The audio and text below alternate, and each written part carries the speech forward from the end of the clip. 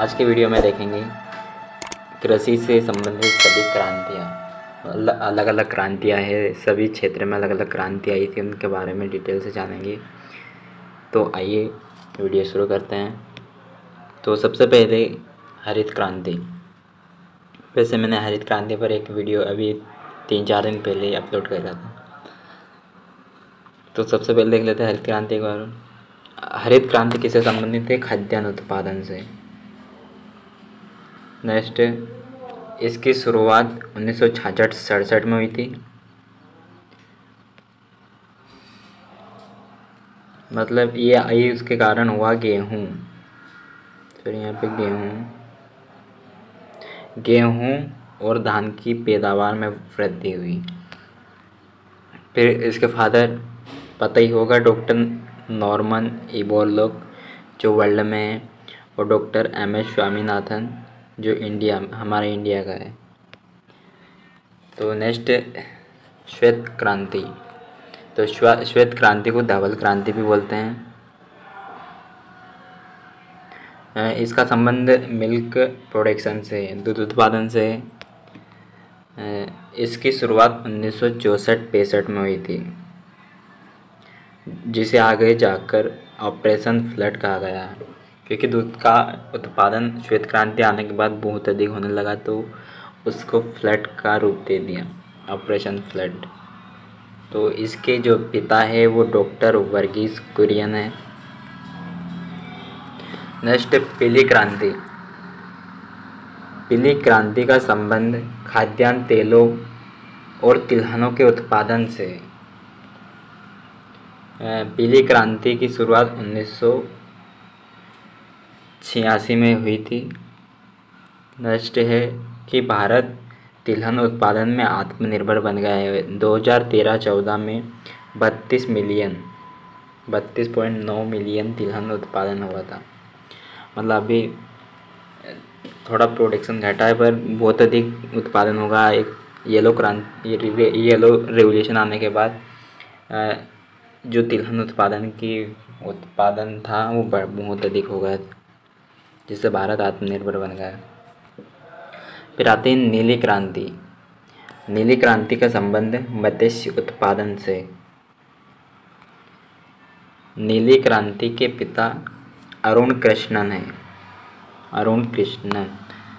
Next, Bharat में नीली क्रांति की शुरुआत 7वीं पंचवर्षीय योजना, जिसकी शुरुआत 1985 से 1990 तक थी।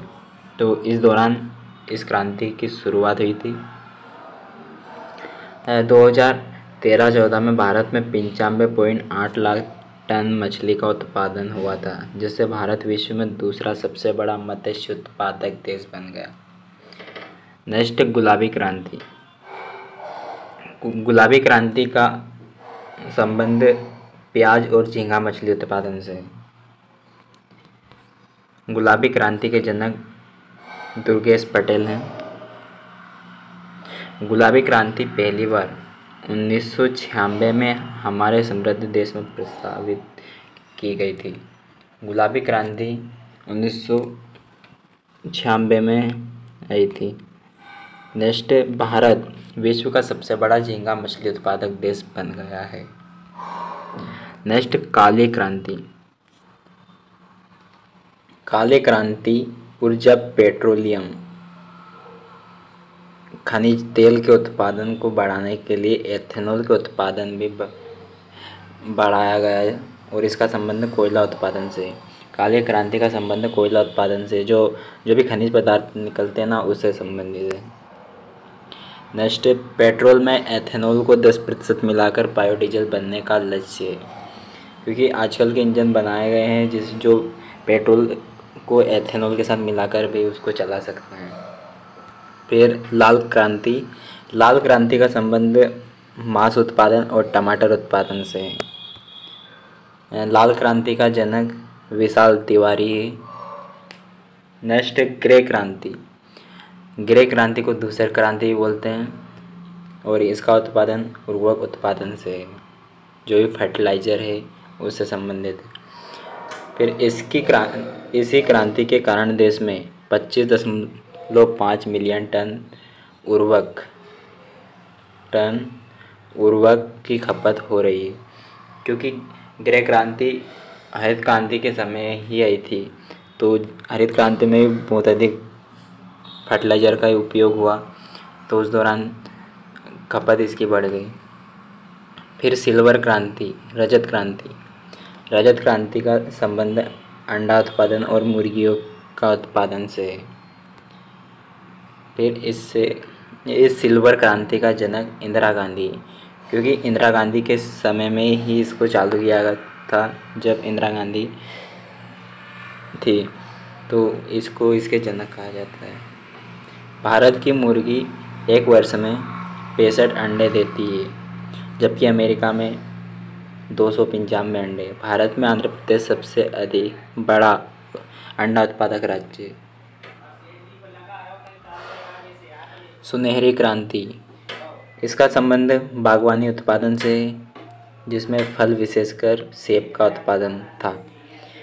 इसे शहद उत्पादन से जोड़ा जाता है, मतलब जो बी कीपिंग है उसका भी ये सुनहरी क्रांति के अंतर्गत रखा गया है। स्वर्णिम क्रांति, और इसे स्वर्णिम क्रांति भी कहा जाता है, और इसके जनक है निब्रक तुजेज। भारत में बागवानी उत्पाद जीडीपी में 31% योगदान देता है। भारत सब्जी और फल उत्पादन में विश्व में दूसरा स्थान रखता है। अगली क्रांति है सदाबहार क्रांति। सदाबहार क्रांति का उद्देश्य देश की मिट्टी को उन्नत बनाना, किसानों को लोन दिलाना, रेन वाटर हार्वेस्टिंग और कृषि शोध को बढ़ाना। इसका संबंध इन सभी एक्टिविटी से है।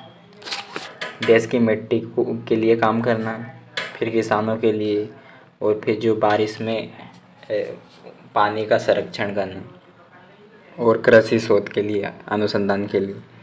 इसके माध्यम से देश की पूरी तरह खाद्यान्न में आत्मनिर्भर बनाना है। नेक्स्ट है कोल क्रांति। इसका संबंध देश में आलू उत्पादन को बढ़ाना है। भारत चीन के बाद विश्व का दूसरा सबसे बड़ा आलू उत्पादक राज्य है। भारत में सबसे अधिक आलू उत्पादक राज्य यूपी है, उत्तर प्रदेश। फिर आती है इंद्रधनुषी क्रांति, रेनबो रेवोल्यूशन। इसमें हरित क्रांति, पीली क्रांति, नीली क्रांति, लाल क्रांति, गुलाबी क्रांति, अन्य सभी क्रांतियों को साथ लेकर चलने का लक्ष्य है। मतलब इंद्रधनुषी क्रांति, इंद्रधनुष में अनेक रंग होते हैं, उसी प्रकार इसमें अनेक क्रांति को एक साथ जोड़ा गया है।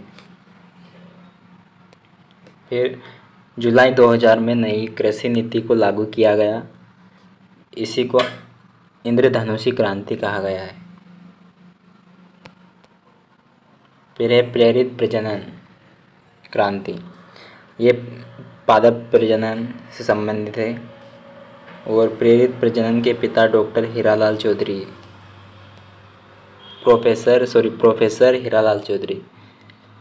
फिर नेक्स्ट बादामी क्रांति का संबंध मसाला उत्पादन से, अमृत क्रांति नदी जोड़ो परियोजना से, सनराइज क्रांति इलेक्ट्रॉनिक उद्योग के विकास से, गंगा क्रांति भ्रष्टाचार के खिलाफ सदाचार पैदा करने के लिए, सैफरोन क्रांति केसर के उत्पादन से, हरित सोना क्रांति बांस के उत्पादन से, फिर मक्का क्रांति मोटे अनाजों के उत्पादन से, परामनी क्रांति भिंडी के उत्पादन से, गोल्डन फाइबर क्रांति जूट के उत्पादन से, और ग्रीन गोल्ड क्रांति चाय के उत्पादन से। नेक्स्ट सिल्वर फाइबर क्रांति कपास के उत्पादन से, खाकी क्रांति चमड़ा उत्पादन से, एनएच क्रांति स्वर्णिम चतुर्भुज योजना से, और कृष्ण क्रांति बायोडीजल उत्पादन से, खाद्य श्रृंखला क्रांति भारतीय कृषकों को 2020 तक उनकी आमदनी को दुगना करने से। तो आई होप आप सभी को ये वीडियो अच्छा लगा होगा। तो वीडियो को लाइक करना, और हमारे चैनल पर नए हो तो चैनल को सब्सक्राइब करना। Thank you.